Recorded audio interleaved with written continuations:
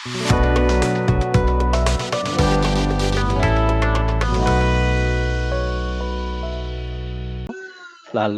kita cek terkait dengan record value-nya masing-masing dari atribut ini, record-nya sudah sesuai atau belum, ya. Lalu selanjutnya kita cek terkait dengan kesesuaian record seperti yang tadi sudah diinformasikan, ya. Apakah isiannya SLTP, SMP atau sekolah menengah pertama, maka ini ini sebenarnya satu tujuan, maka ini nanti bisa kita replace. Lalu selanjutnya kita bisa melakukan pengecekan tanda baca. Bisa jadi kalau datanya itu di-input secara manual, maka tadi, dia bisa menggunakan spasi. Ya, contoh kasus tadi, kita punya SLTP, kita punya spasi SLTP, ya. Ketika kita replace, maka ya kita harus replace, katakanlah ini 2 kali. Replace menjadi SMP misalkan, ya. Maka ini membuat kita replace-nya menjadi lama. Karena kan sebenarnya SLTP dengan spasi SLTP ini sebenarnya bisa sekali jalan. Karena di sini ada spasi, maka spasinya dulu kita lakukan replace. Jadi semua yang memiliki spasi ini akan di replace. Ya, ini terkait dengan pengecekan tanda baca. Namun, kalau nanti katakanlah Bapak Ibu sudah minimal tahu dulu tentang ini, lalu Bapak Ibu ingin melakukan penelitian terkait dengan sentimen analisis. Biasanya sentimen analisis kan dari sosial media. Ketika ngambil dari sosial media, katakanlah dari x.com, maka kan penulisannya macam-macam. Ada yang menggunakan tanda seru, ada yang menggunakan emot icon, ya, ada yang menggunakan ad-nya seperti ini. Ini kan sebenarnya tanda baca. Ada yang menggunakan titik, ada yang menggunakan koma.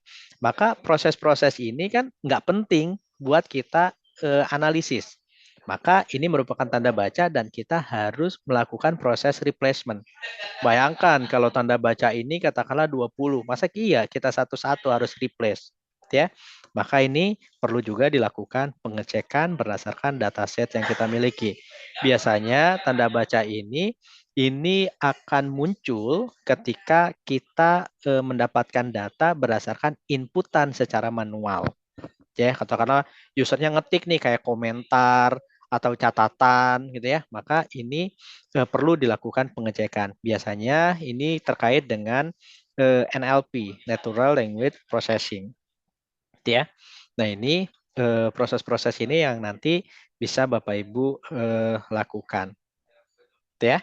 Nah, ini studi kasus yang nanti kita akan coba terapkan. Lalu selanjutnya setelah semuanya data itu normal, selanjutnya kita buat dengan pemodelan. Nanti pemodelannya kita bagi, ya. Katakanlah split datanya saya mau 80-20.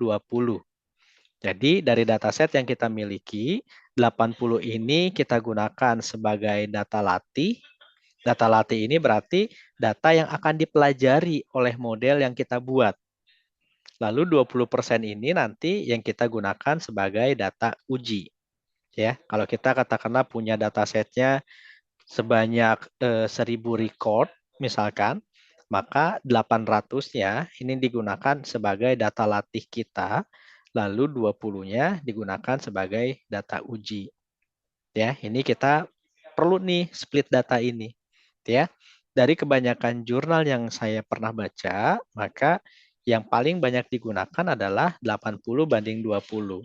Lalu bisa juga kita gunakan yang 70/30. Ya, yang 60/40 ini sangat jarang.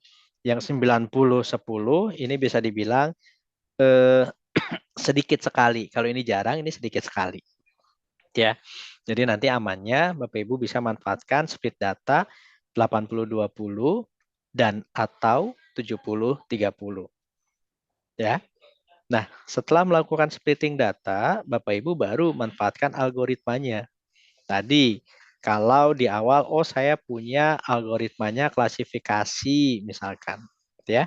Maka Bapak Ibu bisa manfaatkan, oh klasifikasi ini saya mau pakainya Naive Bayes yang terkenal, monggo. Oh saya mau pakai Random Forest, silakan. Oh saya mau pakai Decision Tree, silakan.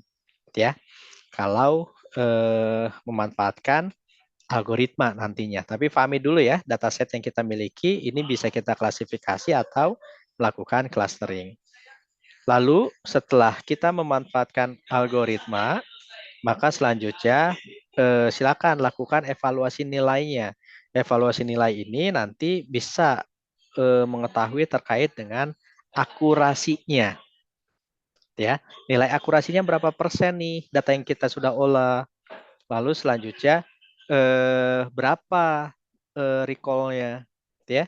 Ini juga bisa dilakukan. Selanjutnya berapa nilai presisinya, bahkan sampai dengan F1 score-nya. Ya, ini terkait dengan kita melakukan evaluasi dari data yang kita olah. Nah, lalu selanjutnya ya kita tinggal menampilkan hasilnya menggunakan visualisasi. Ya. Nah, kalau misalnya oh ini datanya masih belum oke ya, kita ulangi lagi mulai dari nomor 1, nomor 2, nomor 3, nomor 4. Karena nanti masing-masing sumber data, masing-masing dataset ya, ini pastinya memiliki penanganan khusus. Ya, masing-masing pasti akan berbeda. Ya, yang pasti tadi tahapan-tahapan di atas pada saat kita exploratory data ini mesti difahami secara keseluruhan. Itu ya. Ini terkait dengan prosesnya. Nah, lalu selanjutnya kita coba mulai ya melakukan proses codingan. Nah, kalau kita menggunakan apa namanya Google Colab ya, maka bebaslah di sini kita ketikkan Google Colab. Ya, bisa melalui sini kita search atau kalau misalnya Bapak Ibu sudah menggunakan Gmail ya, katakanlah ini ya, kita bisa pilih yang simbol 3 ini. Kelihatan ya layar saya ya. Oke. Lalu selanjutnya di sini nanti Bapak Ibu bisa mana dia?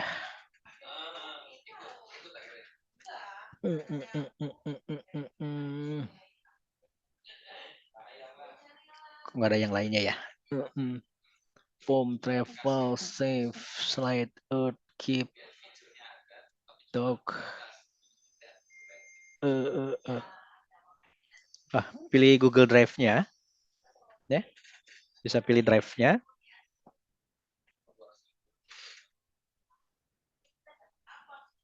Ya. Lalu kita bisa pilih New.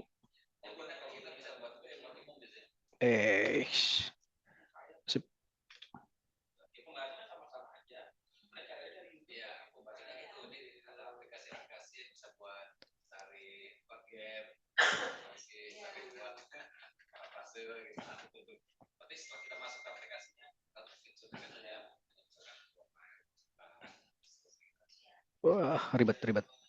Sudah, kita dari Google Search saja, ya, dari search engine. Kita pilih ketikan Google Colab. Oke, lalu kita pilih ini.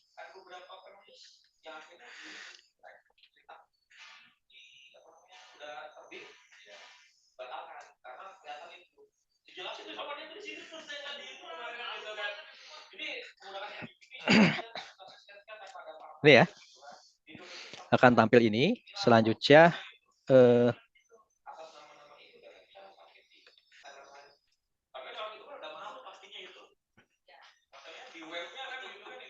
oke, kita pilih New Notebook.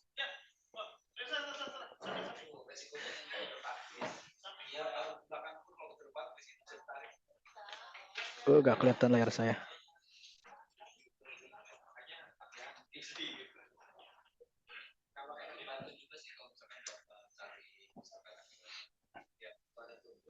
Ini ya, sudah tampil ya.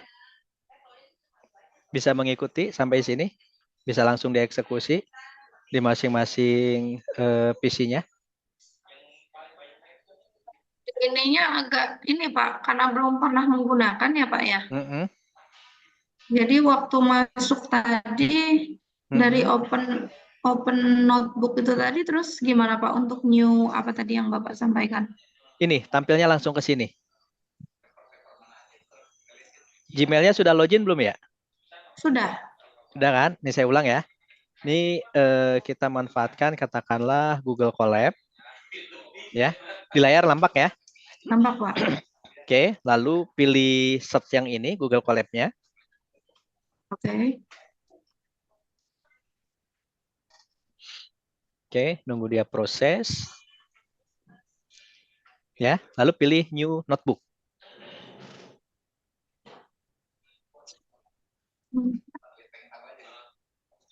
Oke, diproses. Ini tampilannya. Langsung. Sama nggak? Pak. Atau boleh gantian share screen ya. Ini saya tutup dulu. Oh, udah Pak. Udah Pak. New Sudah. notebook sudah. Sudah. Oke. Oke, saya kembali lagi. Belum pernah soalnya Pak. Oke Pak. Sudah ada ya? Sudah. Nah, ini nanti eh, bisa dilihat dari Google Drive-nya. Ya, dari Google Drive-nya nanti ini saya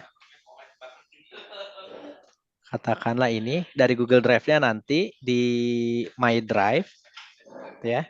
Itu nanti akan ada folder ini, Collab Notebook. Oke, bisa dilihat. Sebentar Pak. Oke.